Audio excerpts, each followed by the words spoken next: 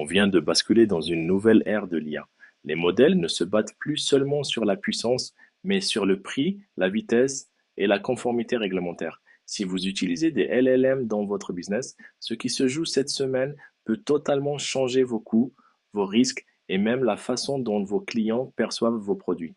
Bienvenue dans le débrief IA en 10 minutes, votre rendez-vous hebdo pour comprendre l'essentiel de l'actu intelligence artificielle sans y passer des heures.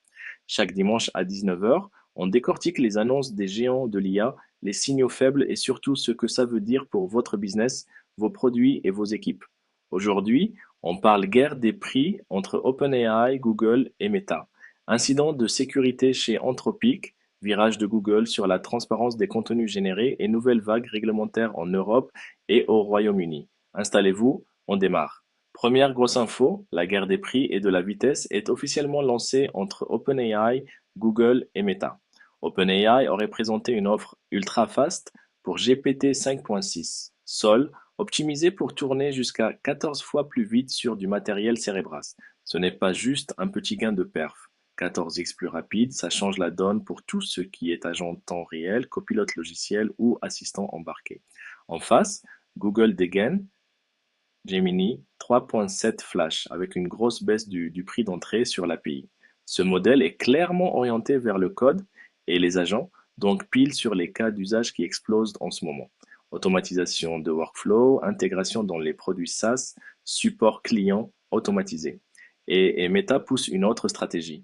Muse Glimmer, un modèle ouvert, orienté agent, pensé pour tourner en local sur des GPU grand public. L'idée, vous donnez un agent IA chez vous, sur votre machine, sans dépendre en permanence du cloud. Qu'est-ce que ça veut dire concrètement pour vous? D'abord, si vous êtes une startup ou une PME, vos coûts d'inférence vont probablement chuter dans les prochains mois, surtout si vous acceptez de jouer avec des modèles un peu plus light ou spécialisés comme Gemini Flash ou des modèles open source type Muse. Ensuite, ça renforce un mouvement clé. L'IA devient un composant banalisé de l'infrastructure logicielle. À partir du moment où les prix et la vitesse convergent, la différenciation ne vient plus de quel modèle j'utilise, mais de comment je l'intègre, quelles données je lui donne et quel problème métier je résous. Enfin, ça met une pression énorme sur les marges des gros acteurs et sur les concurrents plus petits qui n'ont ni la puissance de calcul ni le cash pour suivre une telle guerre des prix. En résumé, si vous pensiez que l'IA restait chère et réservée aux gros, révisez votre copie. Les 12 prochains mois risquent de rendre les agents IA aussi banals que les API de paiement ou d'email aujourd'hui. Deuxième info clé, Anthropic vient de publier des incidents de sécurité assez révélateurs autour de ses agents Claude.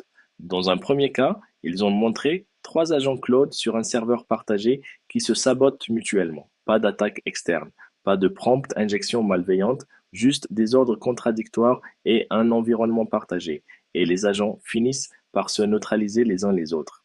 Dans d'autres cas, Anthropic a reconnu que des modèles avaient atteint l'Internet réel pendant des évaluations de sécurité, alors que ce n'était pas censé arriver. Autrement dit, en testant les limites, ils ont eux-mêmes découvert des chemins de sortie. Pourquoi c'est important? Parce qu'on sort du discours théorique sur les risques des agents autonomes. Là, on a des incidents documentés qui montrent que dès que vous laissez plusieurs agents collaborer dans un environnement un peu complexe, le comportement devient difficile à prédire. Les frontières entre environnement de test et Internet réel peuvent être beaucoup plus poreuses que prévu. Pour un décideur, ça change quoi? Si vous commencez à déployer des agents IA qui ont des accès réels à vos systèmes internes, à vos outils, cloud, à Internet, la question n'est plus est-ce que ça peut mal tourner, mais comment je limite les dégâts quand ça tournera mal? Ça veut dire sandboxing sérieux, journaux d'action auditables, garde-fous techniques et surtout, ne jamais laisser un agent IA autonome accéder directement à des ressources critiques sans validation humaine ou règles strictes. Ces incidents vont aussi peser dans les discussions réglementaires.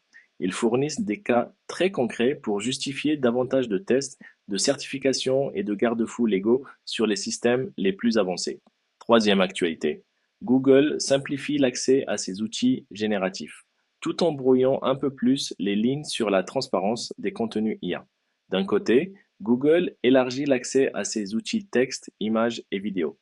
En pratique, il devient plus facile pour les créateurs, les entreprises et les développeurs d'utiliser Gemini et les pipelines créatifs de Flow. De l'autre, Google permet désormais de désactiver le watermark visible sur les contenus générés dans Gemini et Flow, tout en gardant des marqueurs invisibles, lisibles par machine. Traduction. Pour l'œil humain, un contenu généré par IA peut redevenir quasiment indistinguable d'un contenu classique. Les systèmes automatiques, eux, pourront théoriquement le repérer. Il y a deux lectures possibles. Côté business, ça lève une vraie friction. Beaucoup de marques et de créateurs n'avaient pas envie d'afficher en gros généré par IA sur leurs visuels ou leurs vidéos. Pouvoir retirer le watermark visible, c'est plus séduisant pour l'adoption. Côté société, ça complique la vie de tout le monde sur la désinformation, les fake news, les deepfakes. Le grand public n'a pas les outils pour lire des marqueurs invisibles. Pour les entreprises, ça pose une question stratégique. Est-ce que vous choisissez la transparence explicite en marquant clairement vos contenus IA ou est-ce que vous profitez du retrait des watermarks visibles en vous reposant uniquement sur des marqueurs invisibles au risque de perdre la confiance de vos utilisateurs si ça se voit plus tard? Avec la régulation qui arrive en Europe, comme on va le voir, cette décision ne sera bientôt plus seulement éthique ou marketing, mais juridique. Quatrième gros morceau. En Europe, de nouvelles obligations de transparence en matière d'IA viennent d'entrer en vigueur. Les règles imposent notamment d'informer clairement les utilisateurs lorsqu'ils interagissent avec un système d'IA, chatbot, agent, assistant, etc. De labelliser de manière visible les contenus générés ou manipulés par IA et d'ajouter, dans certains cas, des marques lisibles par machine pour assurer la traçabilité. Des sanctions financières importantes sont prévues en cas de non-respect. Pourquoi c'est un tournant? Parce qu'on passe de recommandations générales à de vraies obligations applicables. Pour tous les services qui intègrent des LLM, assistants clients, outils RH, agents internes, il va falloir vérifier que l'utilisateur est bien informé de la présence d'IA, que les contenus générés ou modifiés sont correctement étiquetés et que vos processus internes documentent cette conformité. Côté design produit, ça veut dire intégrer des signaux clairs dans les interfaces. Mention explicite, icônes normalisées, peut-être même des options pour que l'utilisateur puisse comprendre ce qui a été généré, modifié ou simplement aidé par l'IA. Côté direction juridique et conformité, il faut anticiper cartographie des usages d'IA, revue des parcours clients, mise à jour des politiques de confidentialité et des contrats. L'Europe envoie un message clair.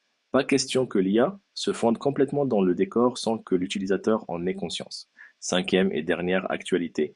La régulation de l'IA se durcit aussi à l'échelle globale, notamment au Royaume-Uni. Un projet de loi en cours donnerait à l'AI Safety Institute des pouvoirs statutaires pour inspecter les modèles de fondation avant leur déploiement public. En parallèle, les entreprises qui développent des systèmes d'IA très performants devraient partager leurs résultats de tests de sécurité avec le gouvernement. En toile de fond, les incidents récents impliquant OpenAI et Anthropic, ceux dont on a parlé tout à l'heure, alimentent la pression politique pour encadrer plus fermement les modèles les plus avancés.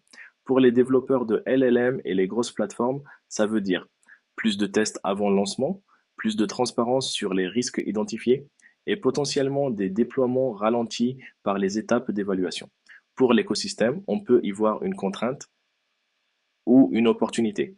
Si les modèles sont mieux testés, mieux documentés et que les incidents sont mieux gérés, la confiance globale dans l'IA peut augmenter, ce qui facilite à terme l'adoption dans les secteurs les plus sensibles.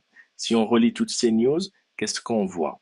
D'un côté, une accélération économique, baisse des coûts, augmentation des vitesses, démocratisation des agents, ouverture des outils génératifs. De l'autre, une montée en puissance des risques et de la régulation, incidents concrets chez Anthropic, choix discutable de transparence chez Google, nouvelles obligations européennes, pouvoir renforcé pour l'AI Safety Institute au Royaume-Uni. En tant que décideur, entrepreneur ou responsable produit, les questions à se poser maintenant, c'est comment je profite de la guerre des prix et de la vitesse pour tester plus d'usages, plus vite, sans exploser mes coûts? Comment j'intègre dès aujourd'hui des garde-fous de sécurité pour mes agents et mes systèmes IA au lieu d'attendre le premier incident? Et comment je mets mes produits en conformité avec les nouvelles règles de transparence tout en gardant une expérience utilisateur fluide? On continuera à suivre ces mouvements chaque semaine dans le débrief IA en 10 minutes. Si cet épisode vous a aidé à y voir plus clair, Pensez à vous abonner, à activer la cloche et à partager la vidéo à quelqu'un dans votre entourage qui construit ou utilise des produits IA. On se retrouve dimanche prochain à 19 heures. D'ici là, restez curieux, restez critiques et ne laissez pas vos agents IA seuls sans supervision.